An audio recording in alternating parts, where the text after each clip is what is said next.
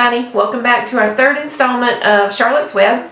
This time we're going to be starting our chapter called Summer Days. The early summer days on the farm are the happiest and fairest days of the year. Lilacs bloom and make the air sweet and then fade. Apple blossoms come with the lilacs, and the bees visit among the apple trees.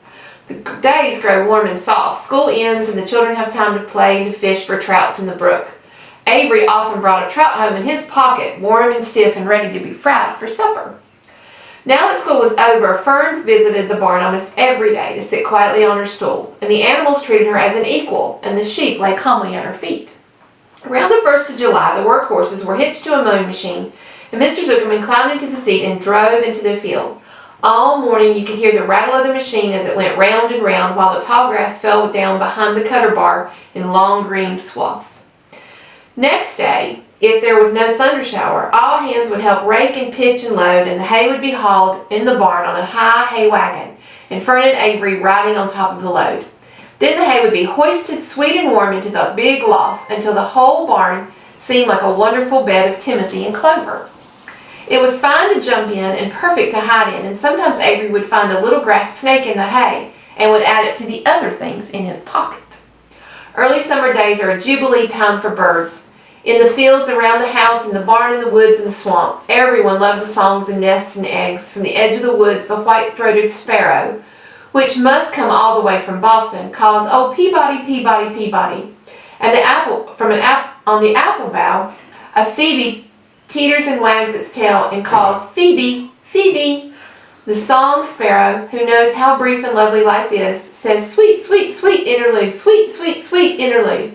If you enter the barn, the swallows swoop down from their nests and scold, "Cheeky, cheeky," they say. In early summer, there are plenty of things for a child to drink and eat and suck and chew. Dandelion stems are full of milk, clover heads are loaded with nectar, the refrigerator is full of ice-cold drinks. Everywhere you look is life, even a little ball of spit on a weed stalk. If you poke at it apart, it has a green worm inside of it. And on the underside of the leaf of the potato vine are bright orange eggs of a potato bug. On a day in the early summer, goose eggs hatched. This was an important event in the barn cellar. Fern was there, sitting on her stool when it happened. Except for the goose herself, Charlotte was the first to know that the goslings had last arrived. The goose knew a day in advance that they were coming. She could hear their weak voices calling from inside the egg. She knew they were in a desperately cramped position inside the shell and were most anxious to break through and get out. So she sat quiet and talked less than usual. When the first gosling poked its great head through the goose's feather and looked around, Charlotte spotted and made the announcement. "I'm sure," she said, "that every one of us here will be gratified to learn that after 4 weeks of unremitting effort and patience on the part of our friend the goose, she now has something to show for it. The goslings have arrived. May I offer my sincere congratulations."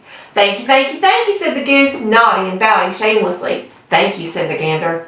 "Congratulations," shouted Wilbur. "How many goslings are there? I can only see one."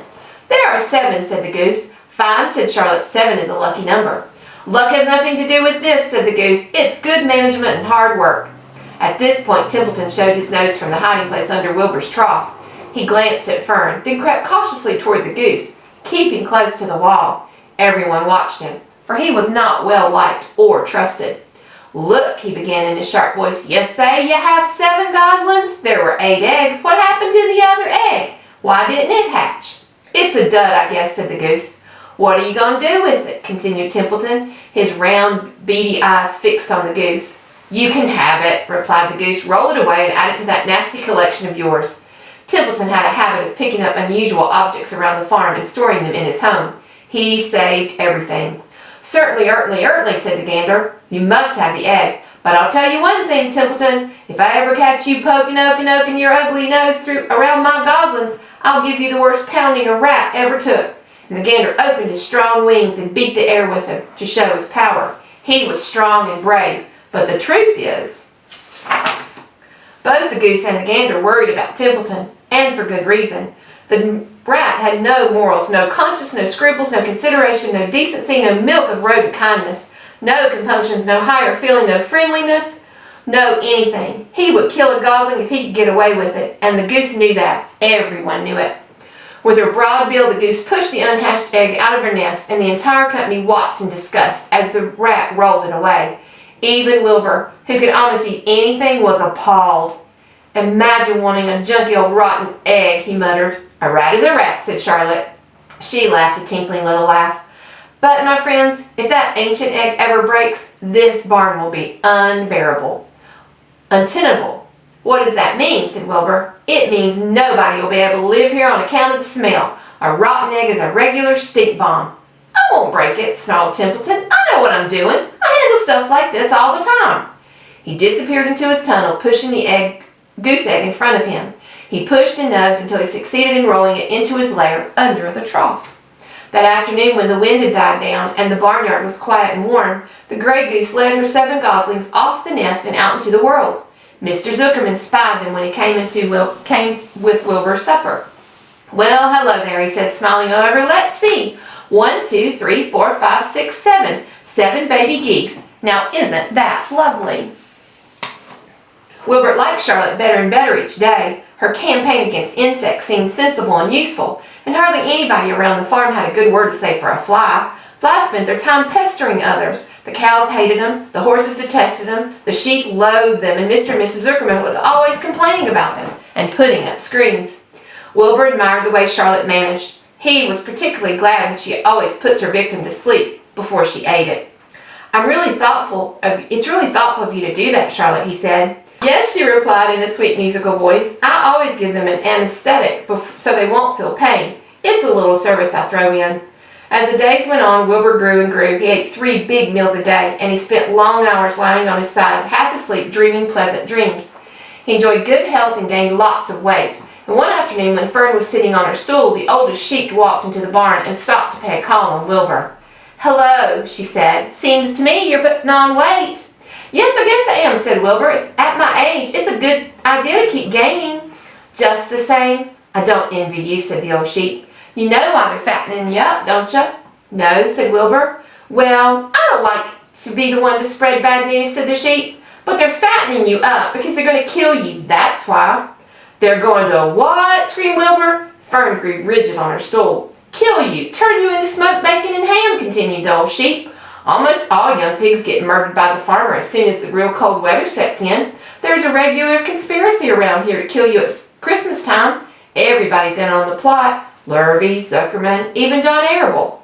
"Mr. Arable?" sobbed Wilbur. "Fern's father?"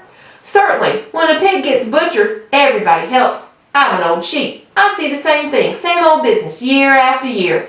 Arable arrives with his 22. Shoots the... "Stop!" screamed Wilbur. "I don't want to die. Save me, somebody, save me." Fern was just about to jump up when a voice was heard. "Be quiet, Wilbur," said Charlotte, who had been listening to this awful conversation. "I can't be quiet," screamed Wilbur, racing up and down. "I don't want to be killed. I don't want to die. Is it true what the old sheep says, Charlotte? Is it true they're going to kill me when the cold weather comes?" "Well," said the spider, plucking thoughtfully at her web, "the old sheep has been around this barn a long time. She's seen many a spring pig come and go. If she says they plan to kill you, I'm sure it's true. It's also the dirtiest trick I've ever heard of. What people don't think of." Wilbur burst into tears. "I don't want to die," he moaned. "I want to stay alive right here in my comfortable manure pile with all my friends. I want to breathe the beautiful air and lie in the beautiful sun." "You're certainly making a beautiful noise," snapped the old sheep. "I don't want to die," screamed Wilbur, throwing himself on the ground. "You shall not die," said Charlotte briskly. "What? Really?" said Wilbur. "Who's going to save me?" "I am," said Charlotte. "How?" said Wilbur. "That remains to be seen, but I'm going to save you, and I want you to quieten down immediately. You're carrying on this childish way. Stop your crying. I can't stand hysterics." And so next time we'll figure out maybe what Charlotte has in mind to save Wilbur. See you next time.